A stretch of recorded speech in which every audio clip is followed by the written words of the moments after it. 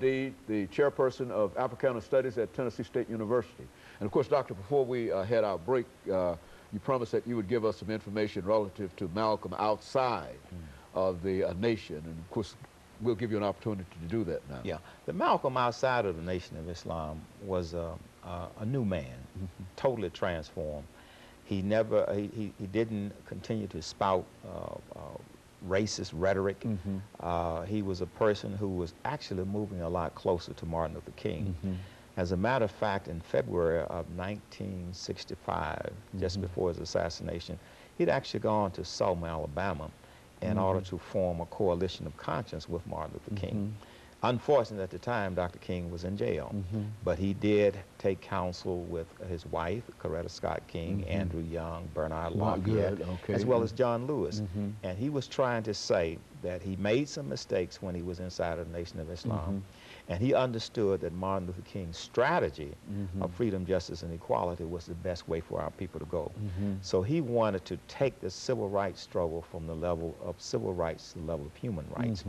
And rather than trying to lodge our case with the United States Supreme Court, he wanted to make an argument for human rights before the United Nations and the World Court, because he actually saw, you know, today, for example, we hear people talking about genocide going on in the Sudan or other parts of the world.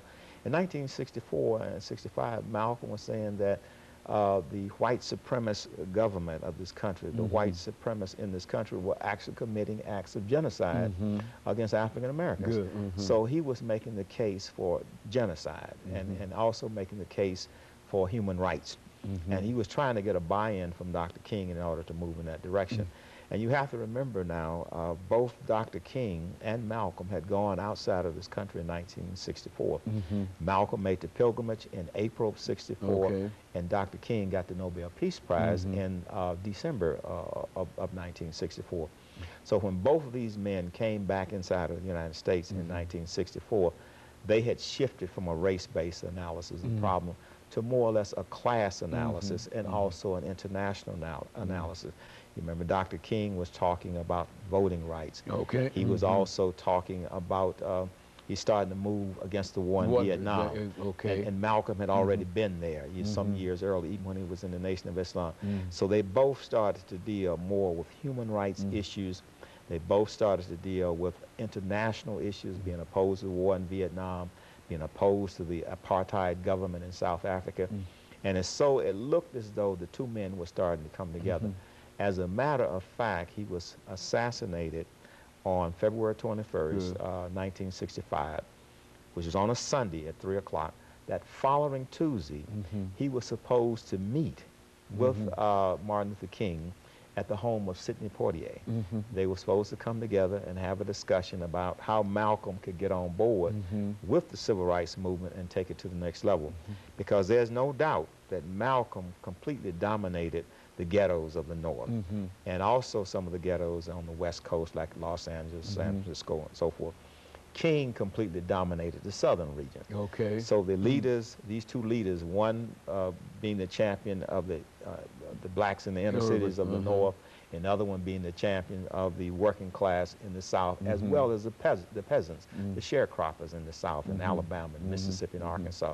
So had those two men come together in 1965, the kind of problems that we're looking at now would probably not be in existence, because those two men, I think, working in tandem, working together, would have been the type of unity that we needed on the international front as well as the local scene.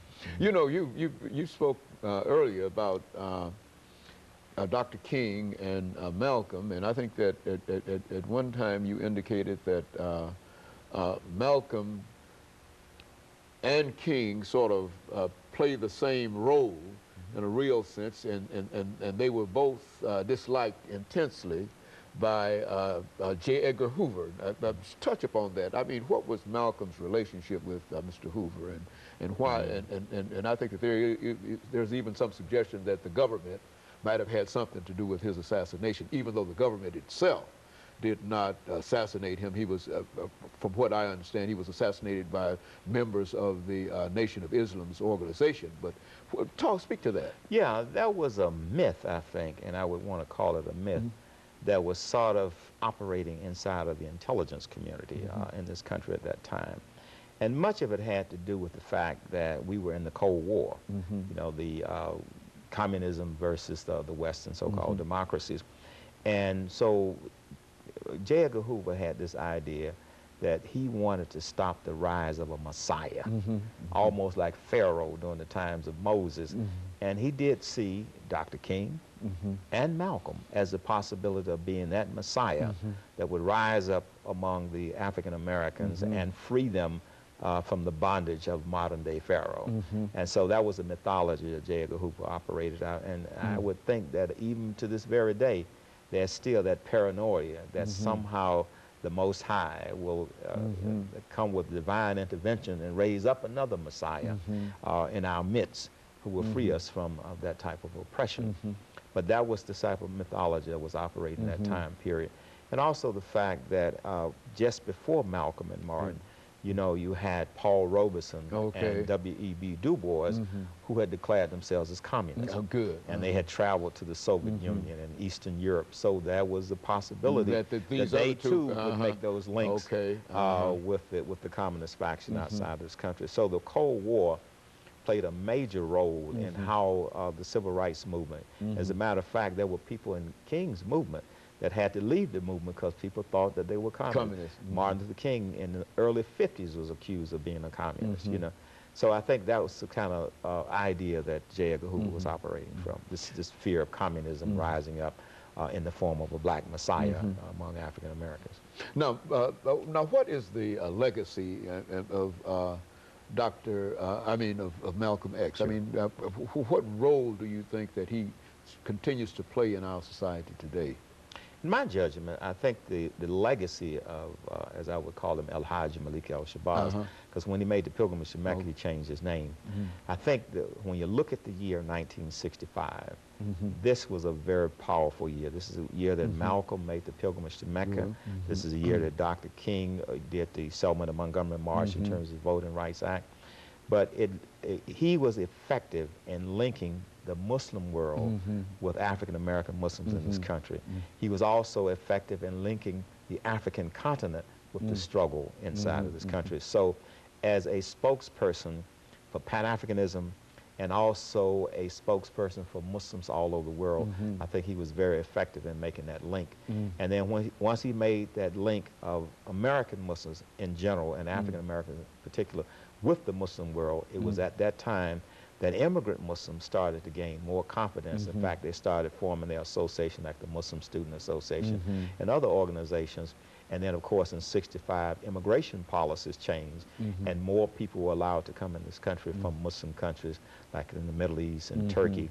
And so eventually the immigrant Muslims started to stand up and advocate Islam. When they first came in this country after the First World War, which was a collapse of the Ottoman Empire, they were told specifically, it's all right for you to come to this country, but don't have any conversation about Islam.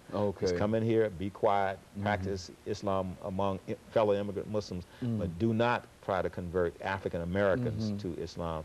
They told them specifically not to try to convert African Americans to Islam because they knew that when African Americans came to this country from Africa, and many of them, I would say as many as 50% of them were Muslims already, who were part of the Moorish Empire as well as the Songhai Empire, and they wanted to remind these African American Muslims that before they came over here, they were Muslims. And then when they came over here, the ordeal of the plantation put them in a situation where they no longer had knowledge of their Islamic background.